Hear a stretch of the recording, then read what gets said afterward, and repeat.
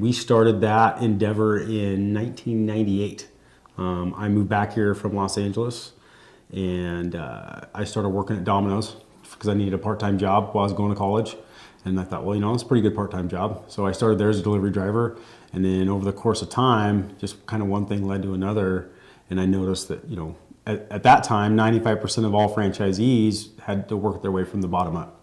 And so when I realized that, I said, well, I'm going to set out on this endeavor of becoming a franchisee. So in 99 was the decision that I decided, it was when I decided, okay, well, I'm going to try and figure out how to become a franchisee.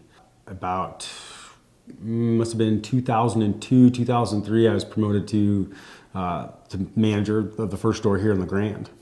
And so took that on, and then we decided to open up Beach Bums Tanning Salon. So 2002, we built that tanning salon, and Heather ran that salon. I did not run the salon. In 2004, the franchisee that I'd worked for decided that he was going to buy the bin stores, and one of the deals was he wanted me to go down there and take over that operation. And one of the deals I worked out with him was, well, if I go down there and I turn this into a stellar operation, you have to sell me the Grande. And he said, okay. And he jumped at that chance, and I went down there, and in 3 months I achieved the goal that I'd set out to do. And he thought, well, that was way faster than I expected. So I had to wait another 7 or 8 months before he would sell me the Grande. So in 2005 we purchased the Grande here when it was downtown, and we've owned it since then. And at one point we had six stores, ranging all the way from Baker City to Portland, Oregon.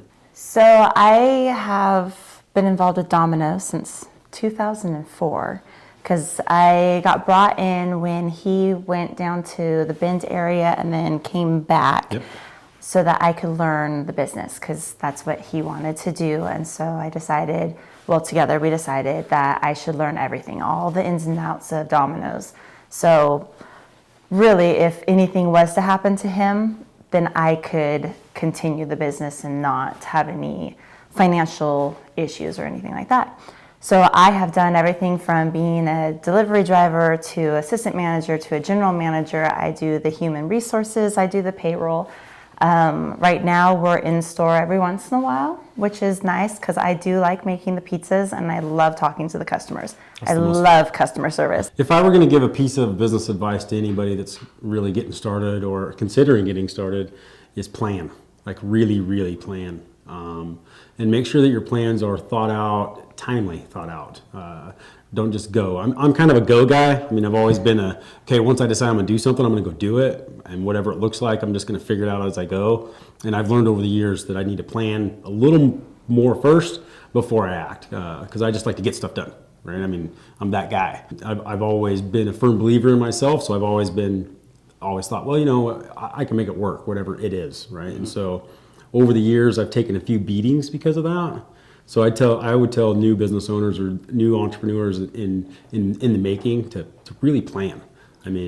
Write it all down, look at all the what ifs, take a look at, where could it go bad.